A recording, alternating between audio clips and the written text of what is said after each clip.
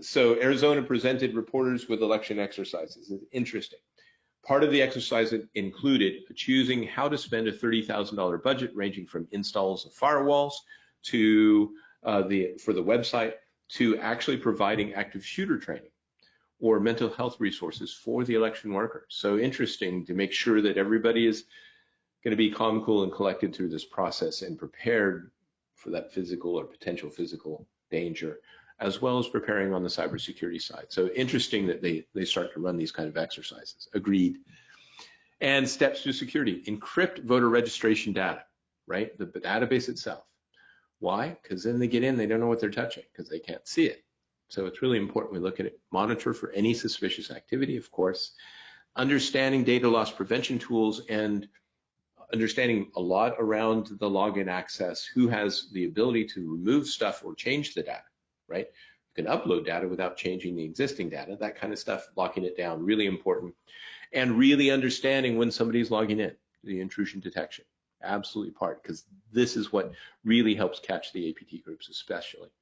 And they want that remote access, right? They want to get in there. And so really understanding how to do it and not waiting, because that's what they're going to do. They're going to attack us the day of, if they can, at the last moment, so they can do it.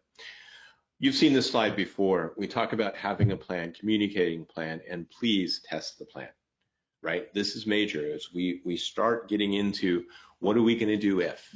Well, we can include insider threat, we can include AI, we can include other methodologies, and we talk about it and then communicate it, show everybody where it is, print it out, right? Why? Because that might be the day that computer's down.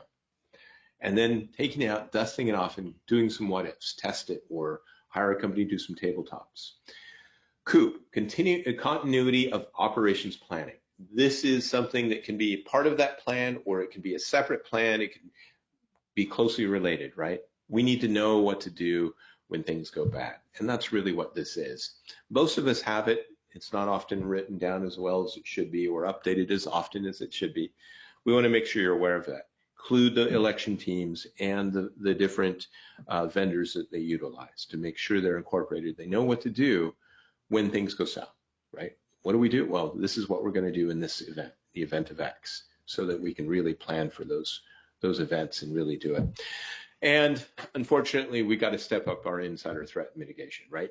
Physical and digital access control, absolutely mirrored in together, and figuring out who needs access. And if they need access, giving them only the appropriate level of access, right? As granular as you possibly can. Absolutely tough to do, but something we must. And then making sure we're locking the doors or turning off the USB ports. The physical control is also important. And then what we do is we monitor for an understanding of what's happening, really using those tools, whether it's us or somebody else, and whatever possible, in it, really architecting it to be properly zero trust from the beginning, right? Everybody must use X. We all must use multi-factor. Those kind of things pervasively across the organization. Best ways to defend ahead of time, right?